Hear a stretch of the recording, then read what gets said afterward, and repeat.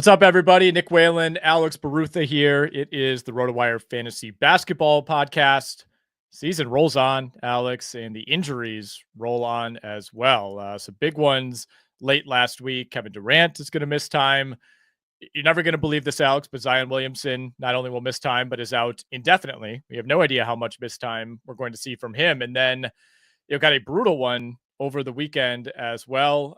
Chet Holmgren going down last night early in the Thunder's loss to the Golden State Warriors, and he's going to miss extended time. They're saying he'll be back later in the season. Still a long ways to go, of course. I guess if there is ever a time to fracture your hip, you want it to be early in the year, but scary injury for Chet Holmgren, and we're looking at 8 to 10 weeks before we even really get an evaluation here. So what are you doing in the meantime with Holmgren? We'll start there.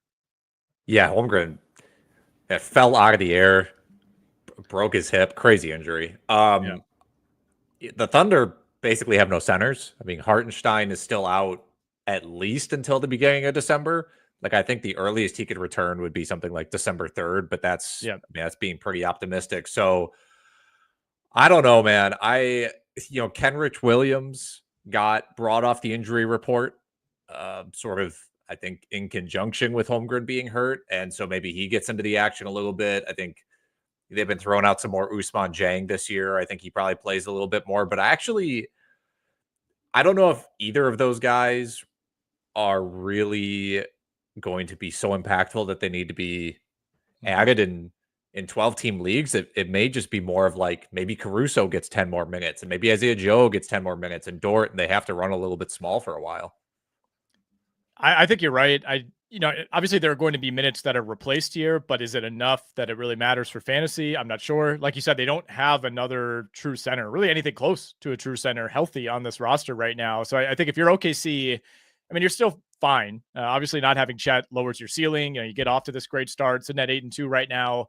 I think you try to survive these next 3 weeks until you get Hartenstein back. And then, at that point you could patchwork it and still feel pretty good about getting Holmgren back later in the season. But yeah, we had a little bit of a sample because this injury happened so early in the game against Golden State that, you could kind of try to pull some observations there. Like we saw Ousmane Dieng, he only played 11 minutes.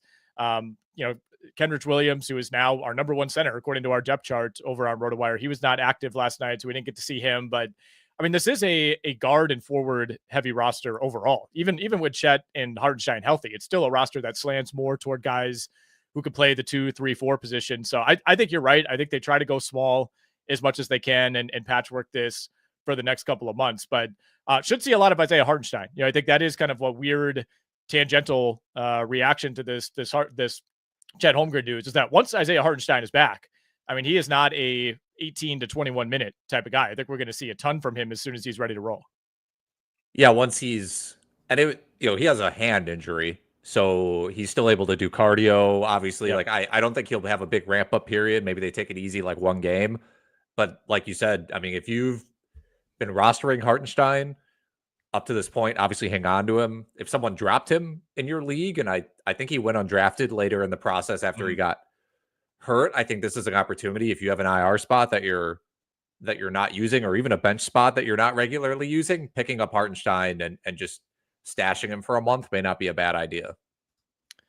Yeah, getting some good questions in the chat already. Just a reminder, guys, we'll hit as many of those as we can later in the show. So keep stacking questions up in there. Always appreciate that. Kevin Durant, Alex, is going to miss time as well for the Phoenix Suns. They were also in action last night, ended up losing in overtime to the Sacramento Kings, 127 to 118. We're looking at least 2 weeks for Kevin Durant, dealing with a calf injury. Obviously, a guy who has a history of calf and Achilles injury, so wouldn't be surprised if they do take this one, a little bit more cautiously. Another situation where it's like, all right, you could try to backfill Kevin Durant, but he's such a unique and important player that it's hard to point to one guy on the Suns roster and say, all right, you're the guy now. Royce O'Neal, go replace Kevin Durant. Yeah, I think they're going to patchwork this. What we saw in the game yesterday, now important to keep in mind, Nurkic got hurt as well, so there's some extra Mason Plumlee minutes that may not be there, but they gave a little bit more time to Grayson Allen. They threw Ryan Dunn out there for 21 minutes, and Josh Okogie played 16 minutes. So maybe this is a situation where in deeper leagues, You might be able to pick up Grayson Allen. You might be able to pick up Ryan Dunn, especially if you're looking for like a defensive steals and block streamer. He hasn't been that prolific as a deflector so far. Who knows? But yeah, I think again, this is another injury situation that's more so worse. It's just like all negatives. Like if you have Durant on your roster, this is just worse for you than there is any like benefit to anybody who's looking to do something on the wire. Yeah, I think you said it well. I mean, it's a tough situation. Hopefully it is only, 2 or 3 weeks for Durant and this doesn't turn into anything bigger. I will say last night we saw a lot more Tyus Jones. I mean, obviously he's been starting and playing a big role for this team, but played 40 minutes, took 14 shots, took 10 threes in that game. I mean, that's not something you normally see from Tyus Jones. So I think there could be, a short-term boost in value for him. Bradley Beal, who's day-to-day right now. I mean, he was 9 of 18 from the field, led the Suns with 28 points in the overtime loss. Jones, Beal, and Booker all in double figures. I'm holding Ryan Dunn still in a bunch of leagues, just, kind of waiting for that steals and blocks production to come. It has not been good so far. Ironically, he's like looked better as an offensive player than I thought he would, but he's been worse as a defensive player. And he's still in real life, a great defensive player. But I mean, this was a guy that had those Matisse Thybulle type of traits at the college level, where the steals and blocks numbers were outrageous, especially for his size. I will say quickly, Royce O'Neal might be someone worth rostering. He's like sort of floats in and out of 12 team, but he's good. Yeah, Dunn. There are some guys like this who are like really good defenders, but they don't get a lot of deflections. I can't think of like a great example. I feel like Lou Dort's a better defender than he is like a deflector and a shot blocker. But yeah, if you've been holding Ryan Dunn to this point, I wouldn't drop him now. This is where you really want to see what he can do. Yeah, 4-game week for Phoenix as well. So you got a trial period here. And again, it's, Kevin Durant's he's not in Chet Holmgren situation. The hope is that he's back in 2 to 3 weeks. Jazz, Kings, Thunder, and Timberwolves on the schedule this week for Phoenix. Let's talk some Pelicans, Alex. This has been, oh boy, they feel like they're this year's Grizzlies in some ways in terms of the injuries stacking up. Jordan Hawkins is currently injured. DeJounte Murray is currently injured. Herb Jones is injured. CJ McCollum is injured. And now Zion Williamson, who's already been in and out to begin this year, out indefinitely with that left hamstring strain. Again, he's already missed 4 games this season. One of those was due to an illness. Tweaked the hamstring against Cleveland. It, came back into the game, but then apparently retweaked it. Did not play in their last game against Orlando. And again, we have no timetable whatsoever. I know in our system we kind of just gave him a 2-week timetable for the time being. That's usually how we handle those situations, but brutal timing, obviously, given the other injuries and given that it's a 4-game week for New Orleans. This is bad. I mean, well, you said the Pelicans are the new Grizzlies. I think the Grizzlies are still the old Grizzlies. Yes, like they're also still extremely hurt. We've seen a lot of Brandon Boston. I mean, I think the biggest name from this team that has been actionable is Brandon Boston. Has been awesome. Like, has started 3 games in a row, averaging 20 points and 4 assists. The shooting's a little over his head, but the usage is fantastic. Yeah. My question is that Trey Murphy's coming back tonight. Right. How do they approach this? Because they're so thin. Like, we heard from them, we want to start Trey Jones or Trey Murphy. We want to start Herb Jones at center. They can't do that. So they'll probably go Messi and Robinson Earl, and Tyus is still there. I'm a little bit worried that Boston is going to get cut off at the knees right when people picked him up because Trey Murphy comes back. Yeah. So especially because Boston's on a 2-way deal, something to keep an eye on. It really depends how much they're committed to playing Javonte Green more than anything, because I think that's kind of one of the minutes battles that we're looking at. And, Trey Murphy is a similar player, similar body style, I suppose you could say, to Brandon Boston as far as like positional overlap. So that's definitely a concern. I mean, Boston probably moves out of the starting lineup. He's still going to be in the mix, though. I mean, out of necessity, right? I mean, and he's played well enough that I think you want to get an extended look at him. I mean, this is a guy who's a top 10 recruit not that long ago. Was really disappointing in his 1 year in college, and then kind of flamed out with the Clippers. But I think there is some like league-wide intrigue dating all the way back to high school with him, and started to see that over the last week. You're just waiting for like another domino to fall with this team every night. It's like I'm terrified to lock any New Orleans Pelican into any of my lineups. And again, I think you got a plan for at least 2 or 3 weeks, you would think, with Zion Williamson. And, we could get McCollum back in a week or two. DeJounte Murray probably a little bit behind him. But the Pelicans are just in a holding pattern altogether right now. And, it's like now you have Jordan Hawkins missing time. Like we we still are yet to get an actual visual of what this rotation is supposed to look like. And again, I know the Grizzlies are going through the same thing, and we'll talk about them in a moment, but I hope that this gets figured out. And by mid-December, we look back and say, wow, what a chaotic start. Now we can actually evaluate this team, but who knows, man? I mean, the way it's going, this is brutal.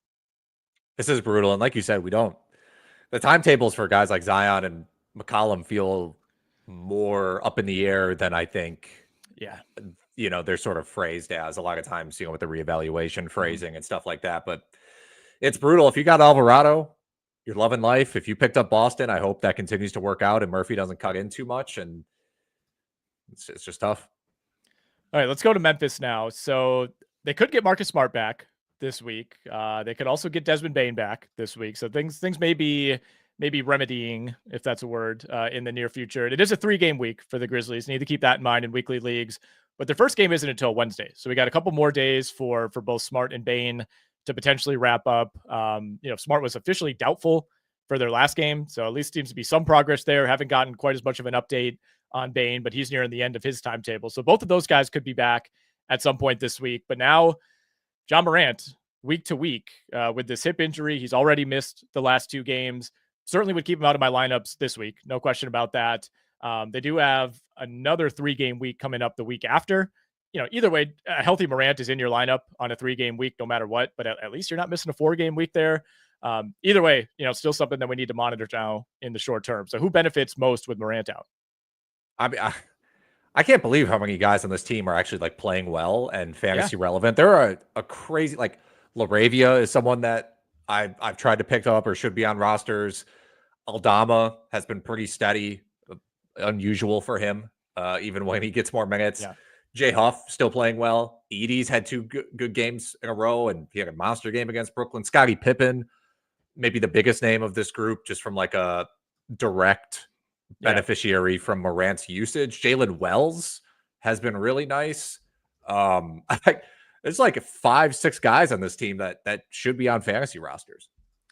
Yeah, Wells is an interesting one, and we got a question from Nerdy Nerd in the chat. He says Wells update with possibly Smart and Bane back this week.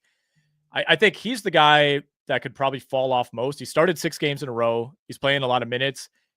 For fantasy purposes, he really is just giving you points and threes. He's not really rebounding. He's not doing anything in terms of assists. He's not doing anything in terms of defensive stats. So he's somebody that I would keep an eye on. If the minutes aren't there, if he's not playing 25 to 30 minutes, I think his fantasy utility is going to fall off very quickly. And even if one of Bane or Smart are back this week, that could happen already.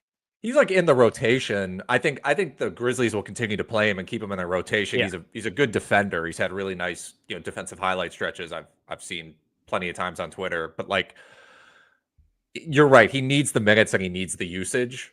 And when those guys come back, I don't think he'll be there because as of right now, I think he's a better real life player than he is in fantasy, but his main contribution is just kind of like threes to an extent. So yeah, just volume scoring and threes, which are valuable, but also replaceable, once those dry up.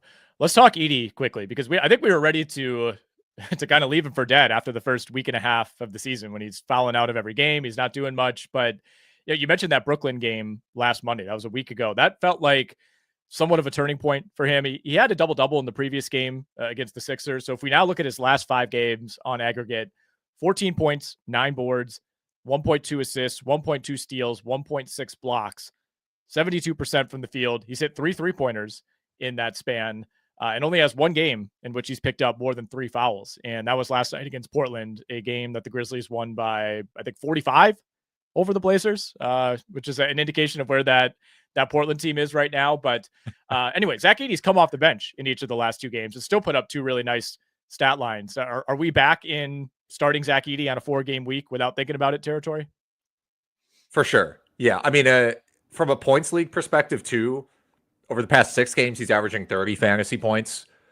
As someone who's averaging, I would say, at least 25 fantasy points is someone who should be on a roster, or you should strongly consider having on a roster, sort of that fringe zone. And yeah, I think that's something you and I said we were, if you had drafted Edey, it probably wasn't worth dropping unless you were in just dire straits in terms of your roster. And I think he's finally adjusting to the to the NBA speed, and obviously his usage is a bit higher with guys out, but he's worth having right now. All right, we'll hit some more questions from the chat when we come back. But first, we have a message from our good pals over at DraftKings Pick 6. Here at RotoWire, we're proud to be partnered up with DraftKings Pick 6 this NBA season. Think your team will score more than 100 points tonight? How about your favorite point guard making more than 4 3-pointers? Check out DraftKings Pick 6, the newest way to play fantasy basketball and win cash with DraftKings. Here's how it works. All you got to do is pick 2 to 6 players of the same sport and choose if they'll have more or less of a given stat. So for hoops, we're talking points, assists, rebounds, etc. Lock in those picks, compete against opponents for your shot at huge cash prizes.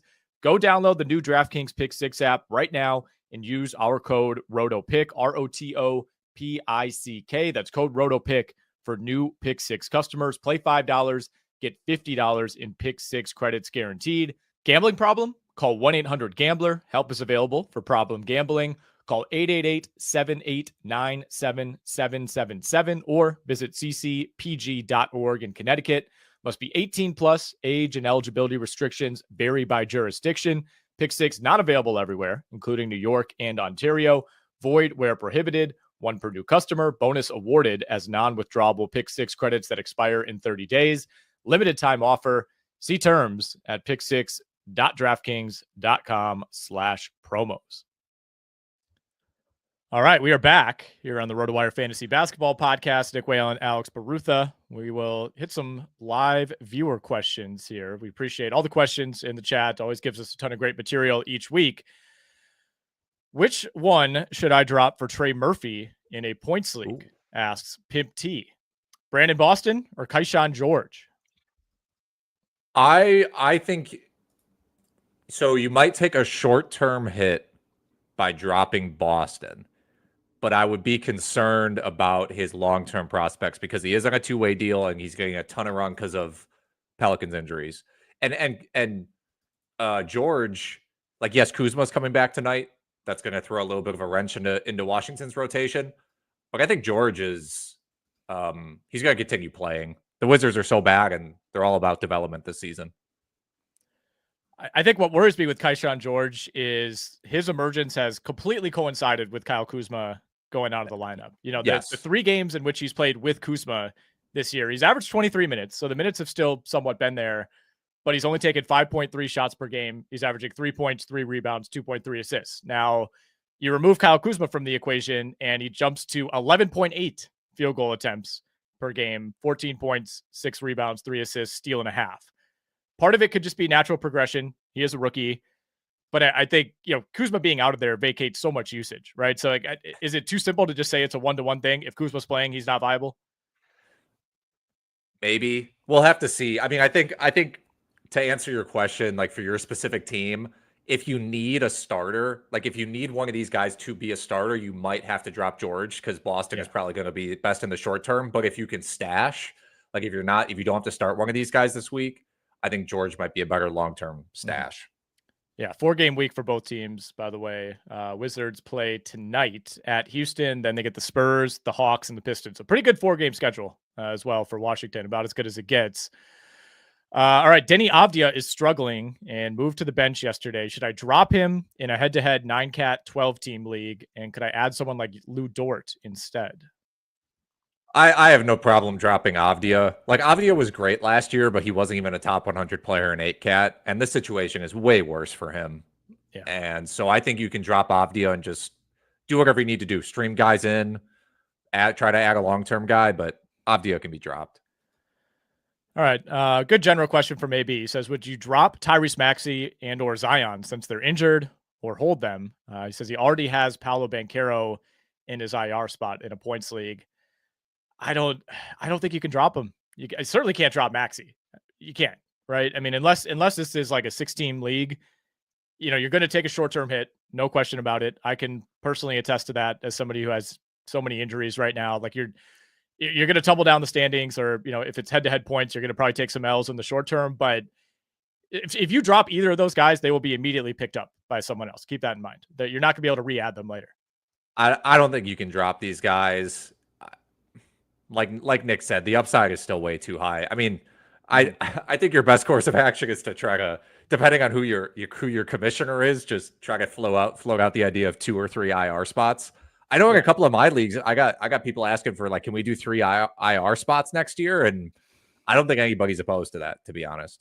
No, I mean, injuries, they're killing fantasy basketball, man. I mean, there are format issues. There are reasons that it's not as popular as football, but there's no better way, I think, to turn off, especially like a semi-casual player in your league, than them having 4 guys who are IR eligible 2 weeks into the season, and you just kind of throw up your hands. So I'm a big fan of max IR spots, to be honest. Like, what are you supposed to do, right? I mean, it's not. Everybody's going to be hit by it at some point this season, and I think minimum of 2 IR spots in just about any league is good. Mal says Suggs or Mathurin, 9-cat head-to-head league. These are 2 players trending in different directions, Alex. They are. My concern is that Mathurin is shooting over his head. There's no doubt about that. Mathurin shooting 55% from the field over his past 7 games. It's just not really a thing that can continue. And he is benefiting a ton from Aaron Nesmith being out and Andrew Nembhard being out. Now, those guys have longer-term injuries. So I think Mathurin is going to continue seeing a ton of usage and playing a lot. But he, at the end of the day, is mostly a points guy. His rebounding has been encouraging. Suggs, Suggs had a bad game the other day, but he's had a few in a row now. Yeah, I will say the other night against Washington last night, he got in foul trouble early, and then that game became a blowout. No reason to push him more than 18 minutes. That's like a game script situation. So, and then he's allowed to he's allowed to score 7 points every once in a while. So I think I would hang on to Suggs, but it may be category specific. Like if you really, really need points, maybe you take Mathurin, but Suggs is also giving you decent amount of assists, obviously a ton of steals, and he's been scoring pretty well. Yeah, I mean, he's still the more valuable player than Mathurin on the year, partially because of the defensive contributions. Whereas with Mathurin, if he's going 7 of 9 from 3, he's going to be more valuable. But again, they're 2 players in opposite directions. Like Mathurin is probably at his peak value right now. Suggs, since Paolo Banchero went down, is 6 of 31 from 3. I think that is, if you think he can pull himself out of that, I think that's the determining factor. Like, it's not going to be that bad, right? He's shooting 19% from 3 since Banchero went down. Like he had more threes in that one Pacers game alone early in the year than he's had since then. So I don't know. I mean, you could also look to, like if it's a one or the other, I have to drop one, like maybe try to trade Mathurin when he's at this peak value, right? I wouldn't try to trade Suggs right now when he's on this roll. That's great advice. That is way better than the advice I gave. If you are in a league that allows trades, try to trade one of them rather than, and probably Mathurin, rather than drop one. Do you guys think that Bilal Coulibaly will end up being a top 50 player on the year? I think it's so he's shooting over his head too. This is sort of like my Mathurin thing, where it's like Coulibaly is not going to continue shooting 58% from the field. Now he's encouragingly, like, he's shooting 39% from 3, which is not totally unsustainable based on what we saw him do last year. And his free throw percentage has increased like 12 points. Also a good indicator of improved shooting. But so I think some of his 2-pointers are going to go down. But you got to just hold him. Like the different, and this is something we talk about, the difference between, is he going to be a top 50 guy or a top 75 guy? It's really not that different in the grand scheme of things. So I think this is mostly real, but don't be surprised if the field goal percentage settles closer to like 48 compared to, 58. Yeah. I mean, if he's still going to give you this kind of defensive production, then I don't think, like you said, I don't think it matters if he finishes 48th or 72nd. Like you're still getting a massive windfall on this, right? This could have gone either way. I mean, I was not somebody who was like a huge believer in Coulibaly from a fantasy perspective. I certainly wish I would have believed more. I mean, there is, so much opportunity in Washington, but we also have to mention, everybody benefits when Kyle Kuzma is not out there. That's a lot of shots that are on the table. Coulibaly had 6 assists the other night. He's normally a 1, 2, 3 assist guy.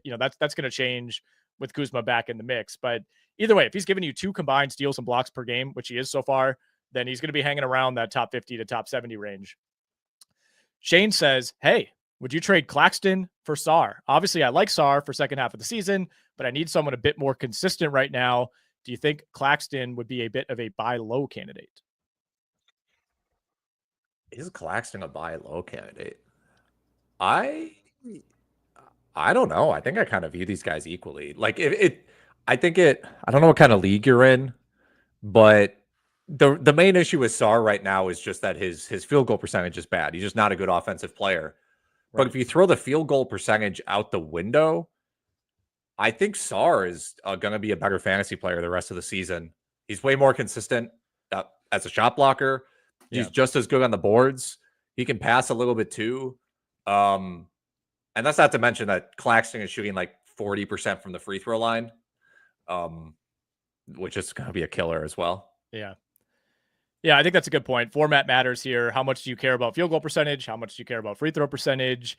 I think Claxton's going to give you a higher rebounding floor night to night, but blocks wise, you would obviously going into the year, you would have said Claxton, but Sarr's at 2.5 a game. He has at least one block in every game. And some of the best shot blockers in the league can't even say that. Like that looks like it's going to be consistent going forward.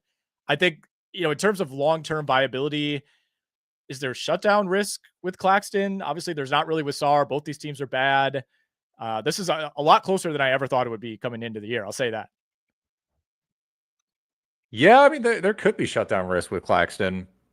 They've been taking it really easy on him, with the hamstring, and they got their rotations just kind of all over the place. And that's, I think the concern here is that like they're kind of, he's not been super established in their rotation, not playing high minutes, not been that consistent, and they're still winning games. Like they're 4-6. Like we thought this team would be like 1-9 by this point. So the fact that they're able to piece this together without Claxton playing super well is a little bit concerning.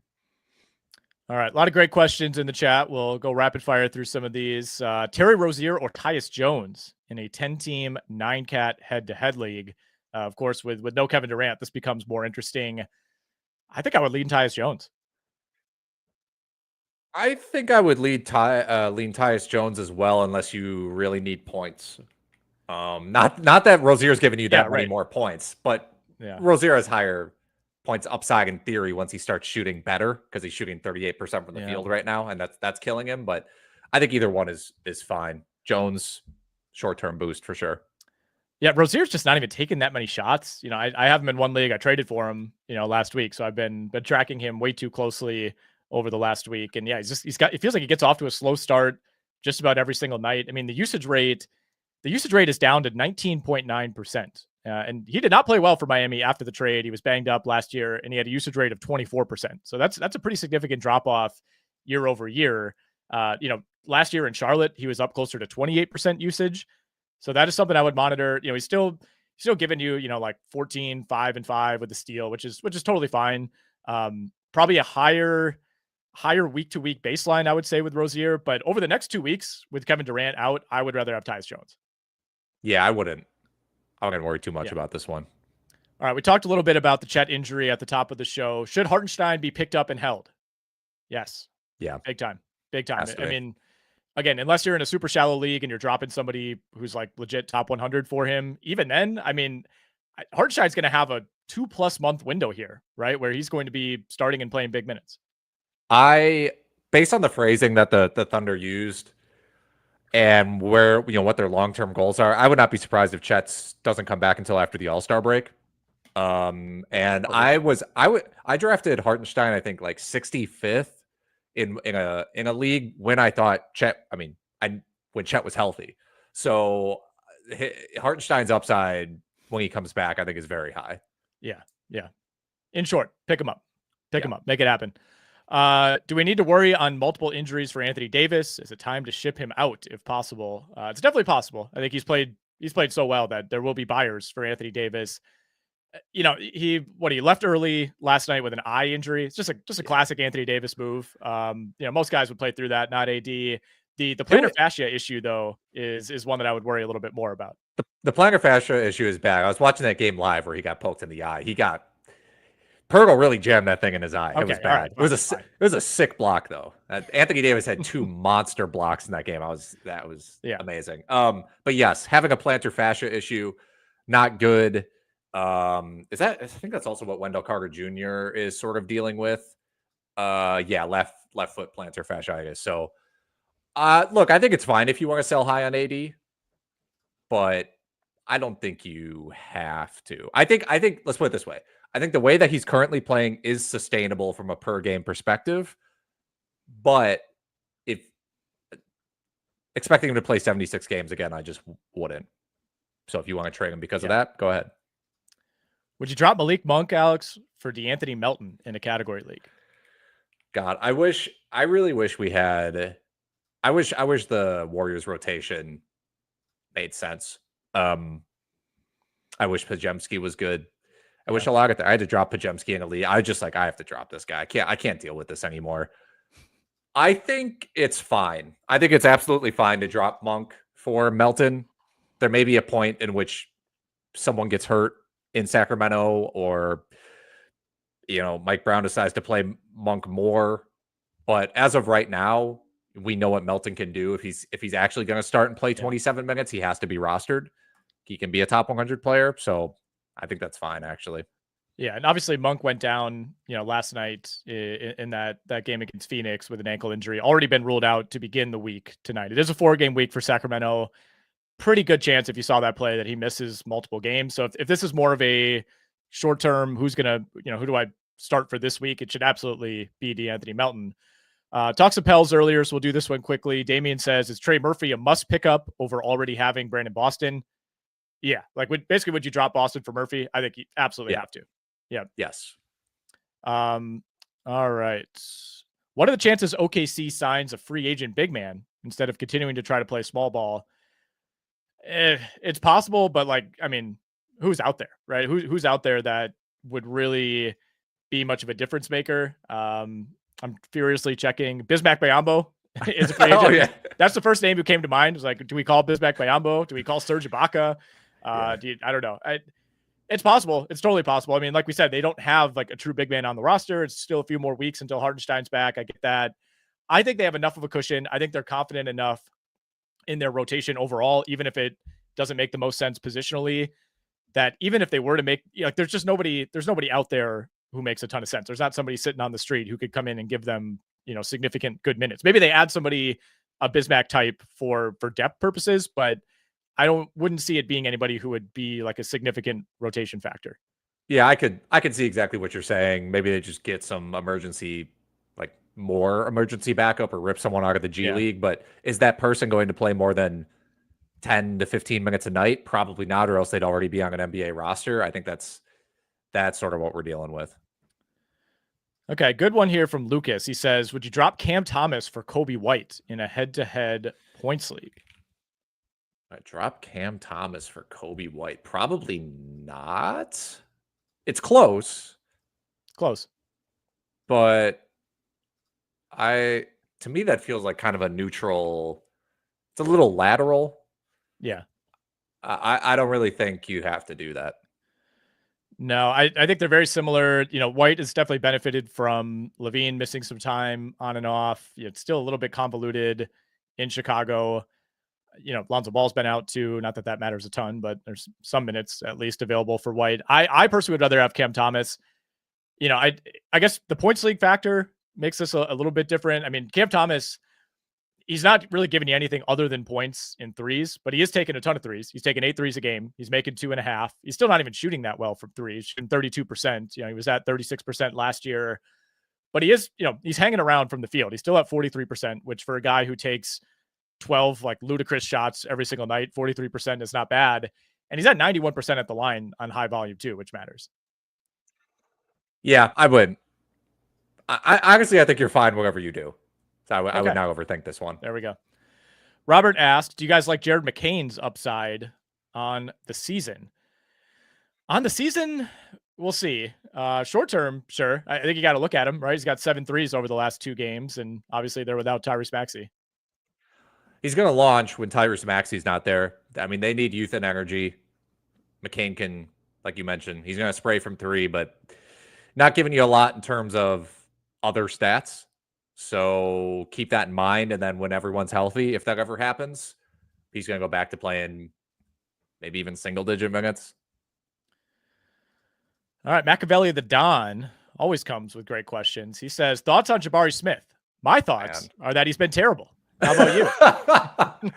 Machiavelli, I agree with you. I'm so anti Jabari Smith that I feel like I'm one of the number one Jabari Smith haters. He's just not. I just don't think he's good. Like he's versatile enough defensively, and they have enough like stock invested in him as the number 3 overall pick, where it's like they can't. There's only so much they can pull him out of the rotation, but this is what we saw last year, where his minutes just slowly started to creep down, and it's like, guess who's here? Tari Eason.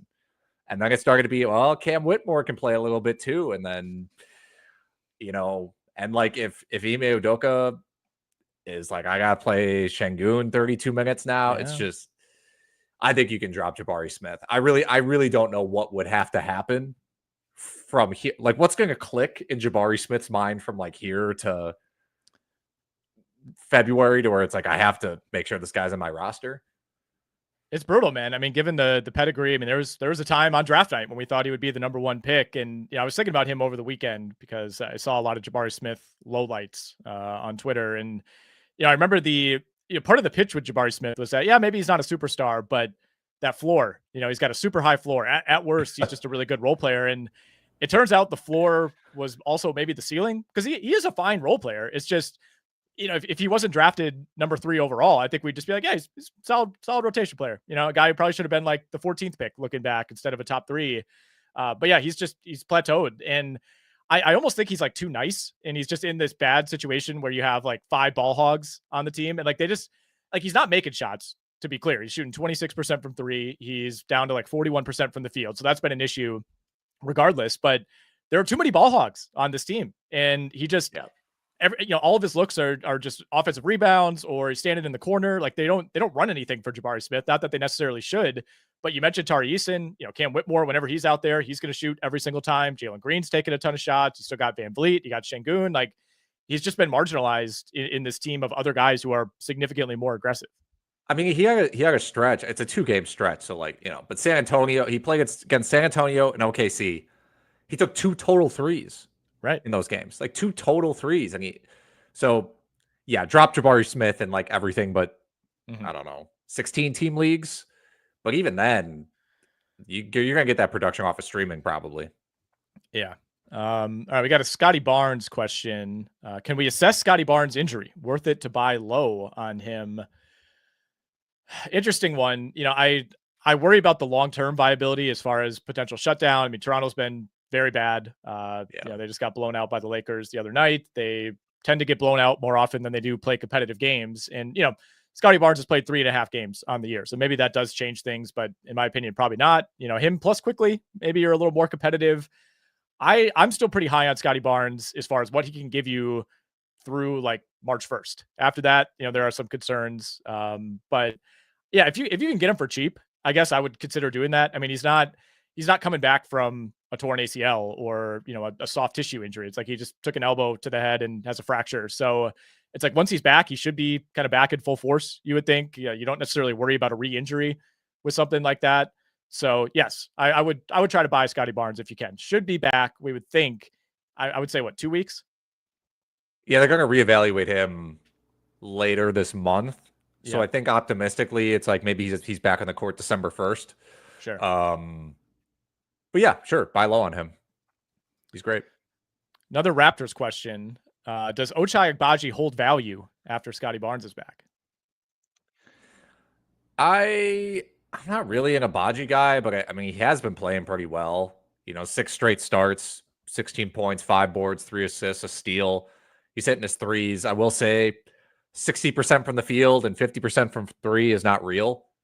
So when that comes back down to earth, and if he starts playing 25 minutes a game again, he's probably not going to have to be a hold, I assume, when Barnes is back. Yeah, and we've seen almost no sample with Barnes and Quickly. It's like Agbaji has done this essentially without one of those guys for every game, with the exception of like 2 at the beginning of the year. So yeah, I would lean toward probably doesn't need to be rostered. If you're in a 16-team league, then sure.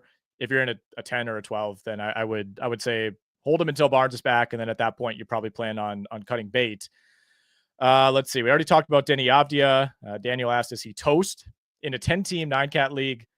Probably Extremely. toast. Yeah, in a Extremely 10-teamer. toast. Is Klay Thompson a hold in shallow head-to-head leagues?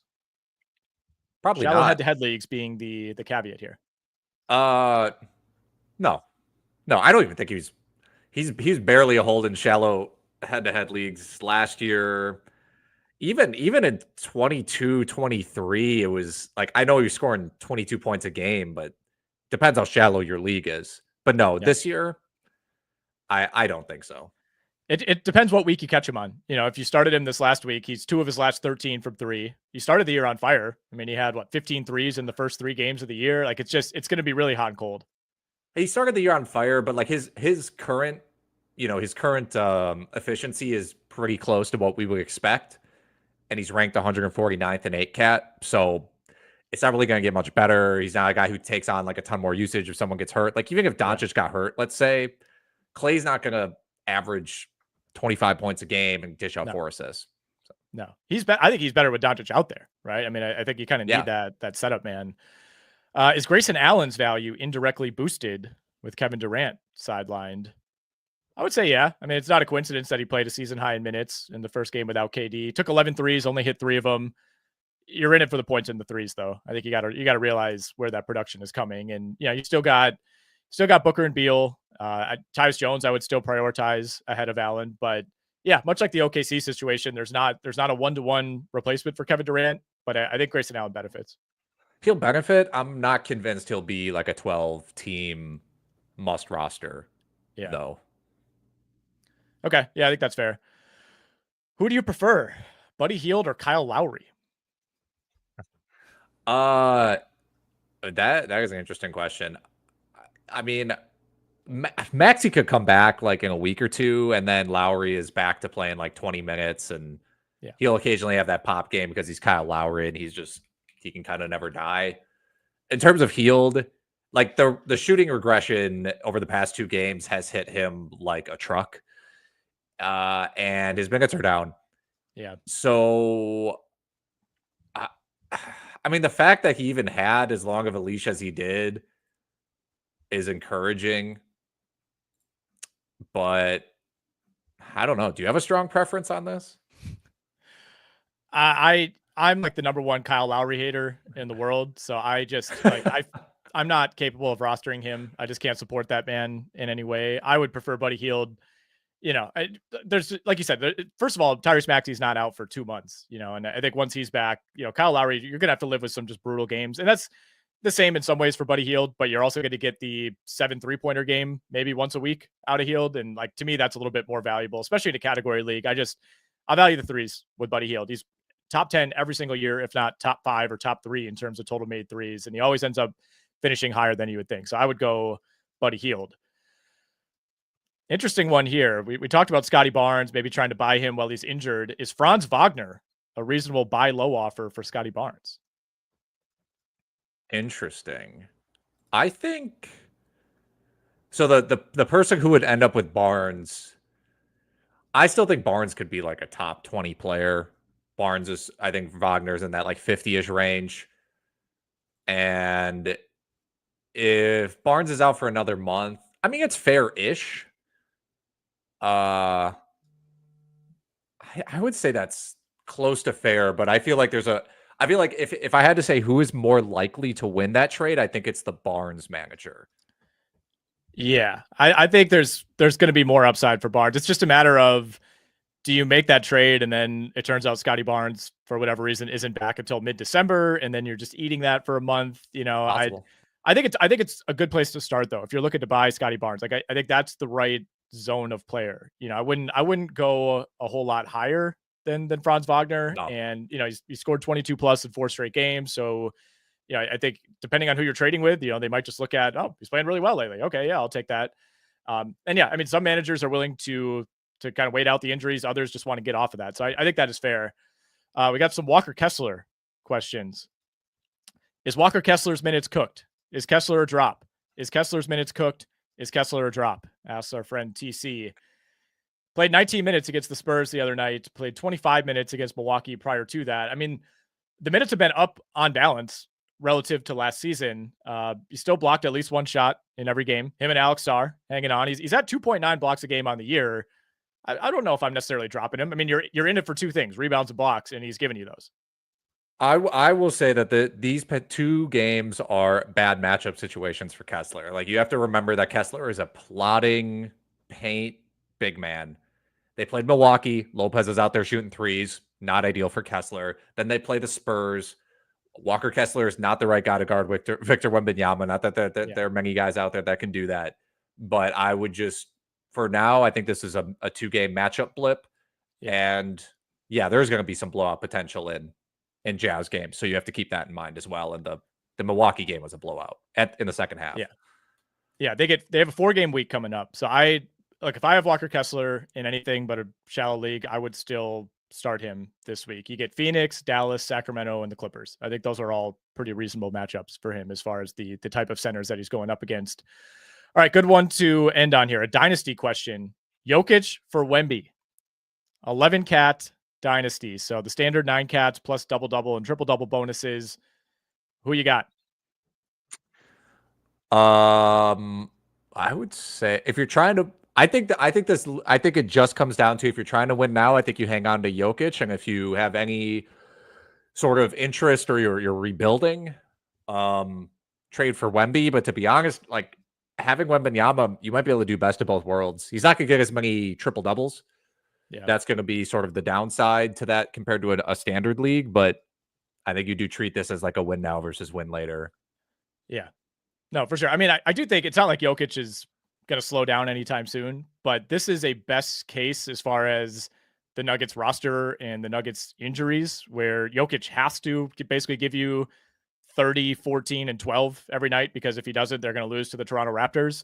So yeah, for this year, I mean, Jokic has been insane at 1.7 steals. He's given you 1 block as well. I mean, he is lapping the field right now. Our kind of method of measuring players would basically tell you that Jokic has been like twice as valuable as Karl Anthony Towns. Like, he's just been that good in every single category.